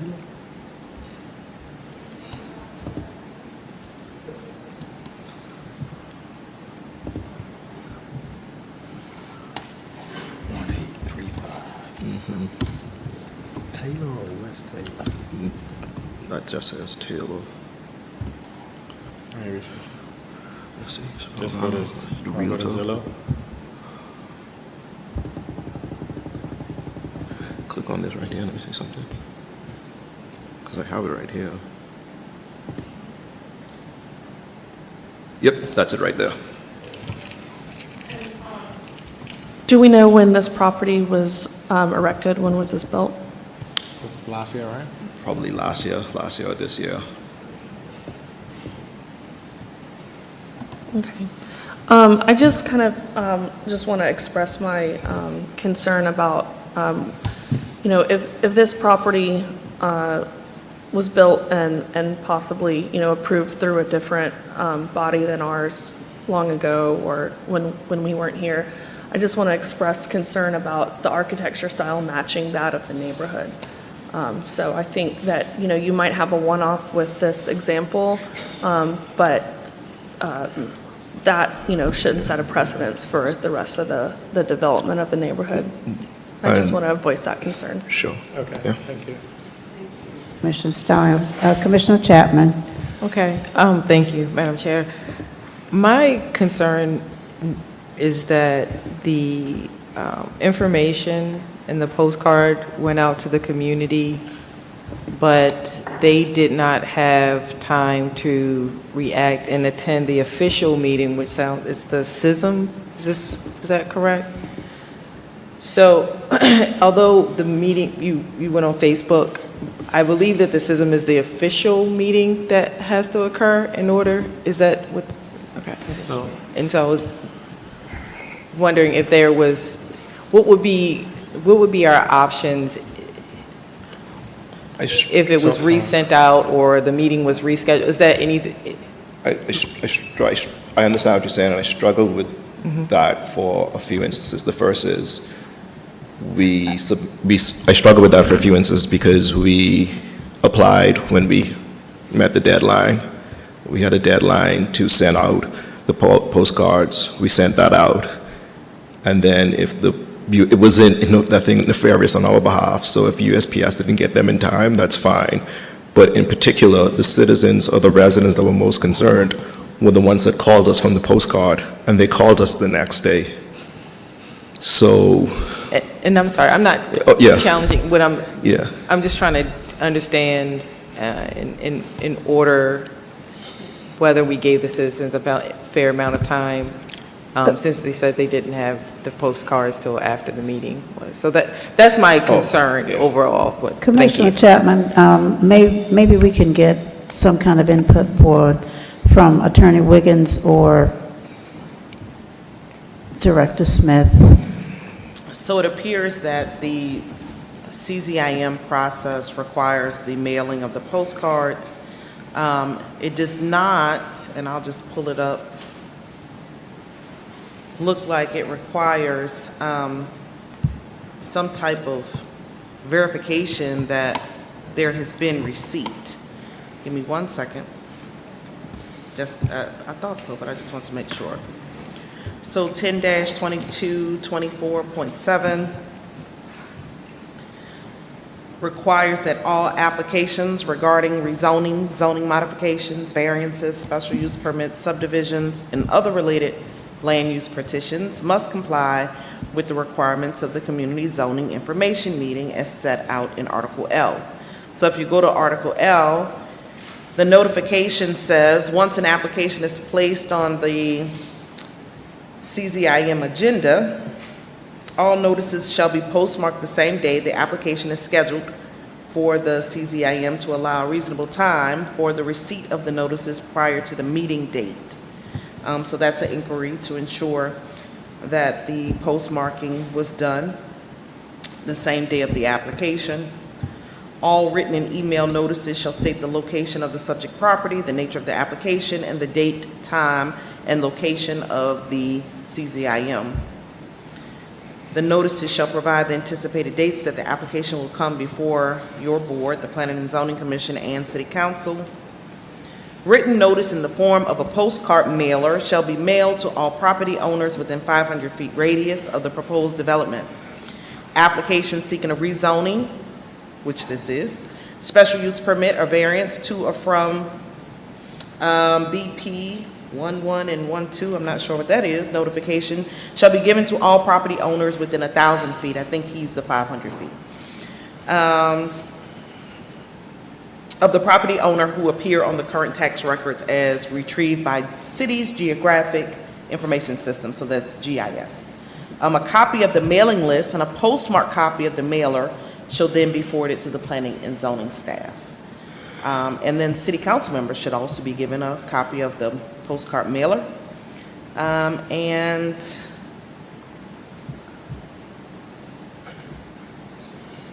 the presidents of the neighborhood community associations shall be also given a copy of the postcard mailer. So those are the requirements.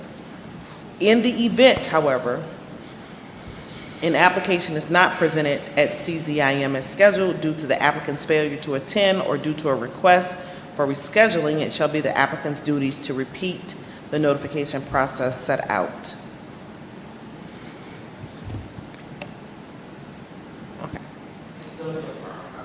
Okay, thank you so much. I know that does not comport with what you really want to hear. Your mic, I think it does. I think it says that they did what they were supposed to do. They did their due diligence, but they did not get a certain amount of people. That's what I needed, and thank you. Yes. Yeah, so I just, there obviously is nothing about making sure residents receive it, 5 days, 3 days prior to the meeting, and I know you guys don't control the United States Postal Service. Lord knows what they're up to. And, but yeah, that is, it is what it is. It happened. Need to figure out how to prevent other applicants from having to go through something like this, or other neighbors complaining about not receiving the postcards in due time, or what they feel is due time. So that's it. Thank you. Madam Chair. Yes, sir. Having gone through the process myself when I did built an ADU in my backyard, I was provided a list from the Planning and Zoning Commission, from the Planning and Zoning Board with every single address and every single address for the city council members and for the neighborhood association meeting. So that documentation was provided to you. Yes. Yeah. It So was, I just want to confirm that. Oh, yes, it was. Those did go out. Correct, I mean, yes. you did have access, so you could have printed the labels and done it like very quickly. Yeah. Thank you so much, Commissioner. I just have a question for staff, and that is, insofar as the city is concerned, do we have anything in place for conformity to existing neighborhoods? I love the project, by the way. It's a beautiful AI rendition. Gotcha. As far as conformity and architecture, the city does have an infill ordinance process that is reserved for single-family homes, and it does not apply to multifamily. But that doesn't preclude the Planning Commission for asking for architectural conformity. So how do we address architectural conformity, or can we?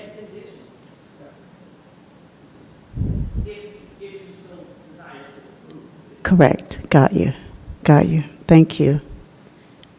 So to the applicants, what is the size of the lot again? I know you have it in here, but just tell me if you don't mind. 0.49, right? The size of the lot is I think it's 4.9. roughly 0.4 acres. It's the entire site. Yeah.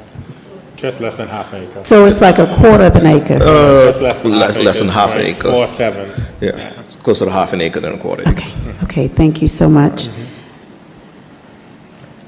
So, commissioners, do you want to add any conditions to this? And at what order, or what is the order of adding the conditions? So, if everyone is done discussing, I think this is my question and answer. Have you closed the public hearing already? No, we haven't.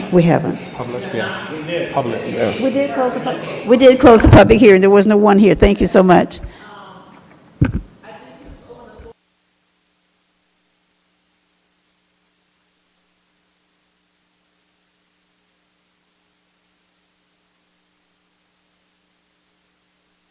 Staff report. Okay, I'm sorry, you said get the staff's recommendation? Yes. Okay, staff. In reference to property located at 1784 West Taylor Avenue, case number P2025RZ-002-08, applicant D. Muffy Charlton, property currently zoned R1A, which is our urban residential zoning district.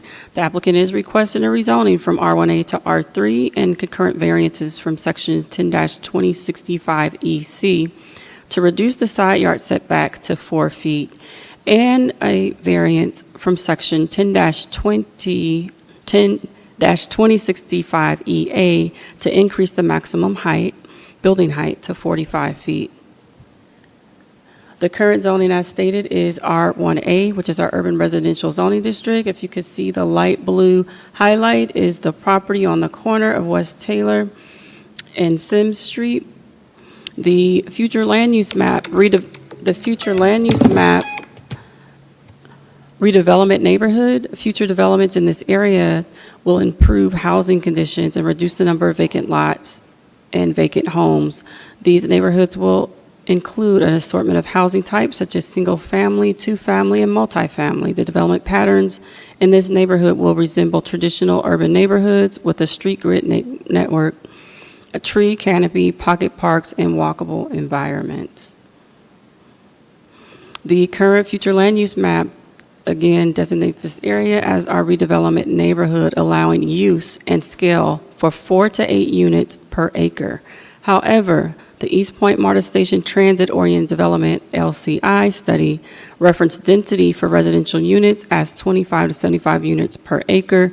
We have provided a map for you, and if you could see in the bottom, probably fourth of the page, that red X is where this property is located. It is located within a mile of MARTA, which is included in the designated transit-oriented development area. Just for reference, staff recommend approval of the rezoning from R1A to R3 with the following conditions. Condition number 1, building design. Facades shall incorporate step-down modulated articulation to reduce perceived mass of 3-story buildings adjacent to lower-scale residences. Condition number 2, traffic and access. Driveway design and internal circulation shall be coordinated with the city engineer to minimize traffic impacts on local streets. Condition number 3, compliance with plans. The development shall substantially conform to the site plan submitted with the application, subject to staff approval of final adjustments. Those are staff's conditions, and that concludes our staff report. Except for condition number 4, which is landscaping and screening. A minimum landscape buffer and evergreen planting shall be installed along property lines adjoining single-family homes pursuant to Chapter 6 landscape requirements. And lastly, staff recommends approval of the concurrent variance from Section 10-2065EC to reduce the side yard setback to 4 feet. However, staff has recommended denial from Section 10-2065EA to increase the height, the maximum height, to 45 feet. And that does conclude our report. Thank you. Commissioners, you have heard from staff. You have heard from the applicant and staff. What do I hear? Madam Chair, make a motion to approve or staff recommendation. Thank you. Do I hear a second? It has been, Yeah, I would like to add a condition. So you have a motion on the floor with a second, and so if this motion, you want to add a condition to her motion, so that's a motion to amend the motion on the floor. And so let's hear what your condition is. My condition is to add to the building design that the architectural style of the buildings conform to the architectural styles of the neighborhood. If you can get a second on that. Second. And so if there's any discussion about that, just that portion of the motion, which is the conformity of the architectural design to that of the neighborhood, now's the time to have discussion around just that. Commissioners, do we hear a discussion or anyone has any comments about the second motion, which is uniformity in the style of the construction to conform with the existing neighborhood? Any discussion? Yeah, I do. Yes, sir. So, if you look at the houses in the neighborhood, they're like 1965, 70, some of them are 1902. That type of construction is not inclusive to today's even price. So when you're dealing with that, and then also you're increasing density, it's going to be hard to kind of have a building design similar to the context of the neighborhood. I mean, we're talking, if you look at the neighborhood, we're talking brick facades. We're talking maybe cedar shingles, cedar siding, and just not the same. Yeah. You can't build that. You can get the Hold same, sorry, you can Hold on. get the same Let him finish. feel with modern Go ahead. materials using, We have one commissioner talking at this particular time. Go ahead. Oh, I'm finished. I'm allowing Eleanor to give me her commentary. Thank you. Yeah, sorry. You can use, a board and bat would be appropriate. Our house is both board and bat and plank siding, and it's, both materials are cement. The range of homes in Center Park does indeed go from, 1900s, turn of the previous century, all the way up through the 1960s. However, within that wide build, you have cottages, you have Victorian style, you have, some ranch homes. But it is not entirely dependent on, brick facades, on, entirely craftsman style. There is a wide range of home styles that can be built with modern materials. And, they are not limited to, just metals and using the modern styles. I think the fact that that house on West Taylor is still on the market a little over a year after completion and has not sold, I think that speaks to whether or not that type of construction style really feels right in that neighborhood. But that is Batten's. Am I correct? The house that didn't sell, is that Batten's? Okay, I'm sorry. So what we'll do is have one discussion at a time, and then once a commissioner completes their statement, then we can go into another commissioner. Thank All you. right, sorry. Commissioner, have you finished? Thank you so much. So the style that's not sold, is it Batten's? Board and bat. Yeah, it's board and bats, right? Yeah, board and bat. Yeah, you have the flat cement board of the front facade doing the full vertical length, and then you take a bat that goes over the seam between the flat boards, and it provides that architectural relief and covers the seam. And on part of our house is board and bat. It has that. It looks very nice, very elegant. Another part is the original cement fiberboard that was used as a plank siding. So, and the house I currently occupy, was built around 19. There seems to be a discrepancy. One record says 1950, another says 1930. So, there really is a lot to say about retaining the character of a neighborhood. And that is, one of the things that has been a big concern with a lot of the redevelopment going on is it going to change the character of a neighborhood? And this could fit in beautifully and use the current architectural models of the current homes, both historic and more recent, and it will fit in very nicely. Thank you for that. So I just want to know, do you have any suggested wordings for staff on the condition? But before we do that, I want to go and recognize Director Smith.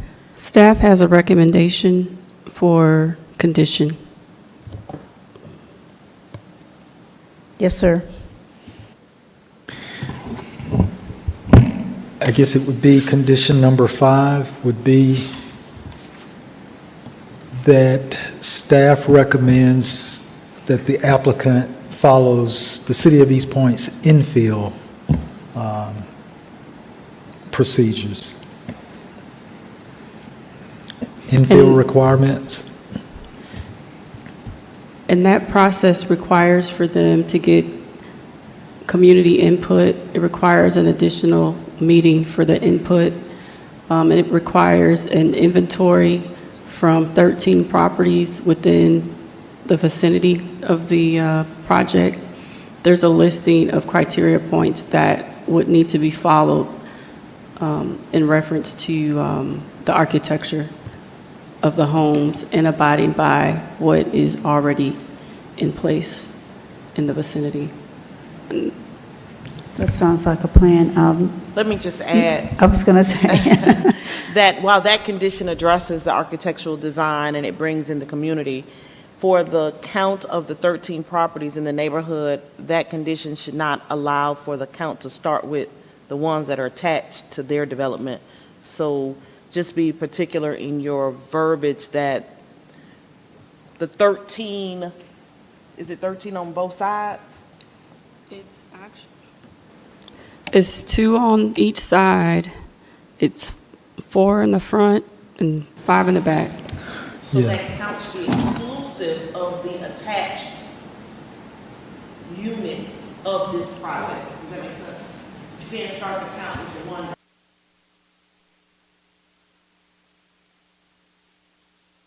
So where are we now with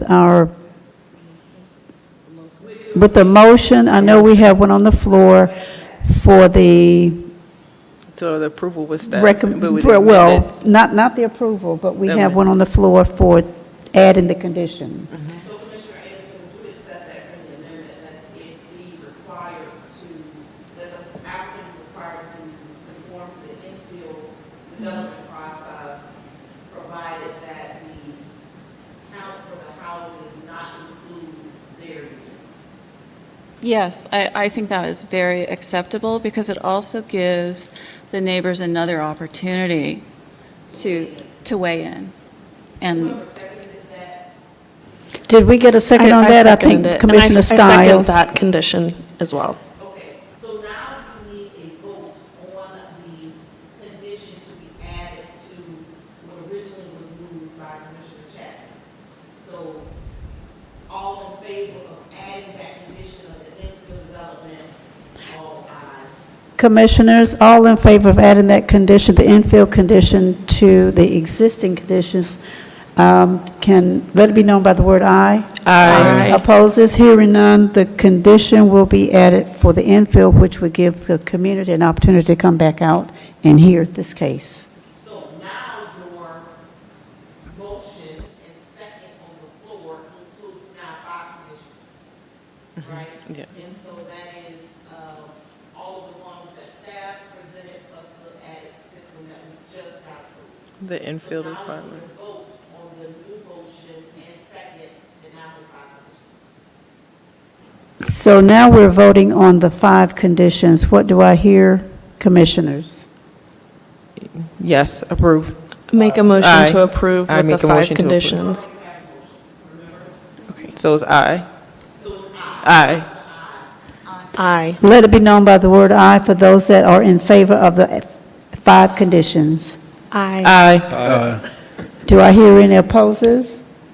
Hearing none, the 5 conditions are approved and accepted. So the motion to approve the project with the 5 conditions, that's what you just voted on. Uh-huh. So now your recommendation will go to city council. So that concludes everything? Yes, thank you. Now, I have a question. What does the 5 conditions do in getting the information out to the community do for the project? Do they have to come back before us? No, so the infill development is the only portion of those conditions that is going to require community input. I'm not really sure how that works. I can look it up really quickly, but I'm sure planning and zoning will help them get through that process to ensure it's done correctly. If it's okay with the commissioners and the applicant, unless you have an objection, can you just send that to us? Yes, the infill development law. Yeah, anything that we need to know in addition to that, because it doesn't sound like we have any more work, we just need to go, they will have to go before council. No? Director Smith, do you have something to add? Because I want to be clear.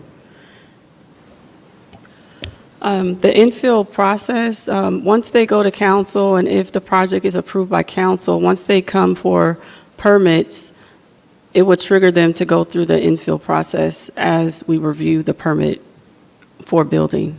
So it would be triggered at that point. Okay, so just want to make sure this body has no more work to do on that. You're done. Thank you, thank you, thank you, thank you. That concludes the project and the coming before us, and thank you so much for answering all of our questions and entertaining us in the time it took to get to you. Thank you. So now we have announcements. Do we have any announcements from the commissioners or staff? Staff, announcements? We have no announcements. Can you remind us again about a meeting that we are coming before you in October? You're planning something for us to come to, is that correct? We are not planning it. That was initiated from Another- the Economic Development Department. Okay, thank you. So we can look for that. Commissioners, do I have a motion to adjourn? Motion to adjourn. Second. It has been motion and second that we adjourn. All those in favor, let it be known by the word aye. Aye. Opposes, hearing none, the meeting is now adjourned. Thank you.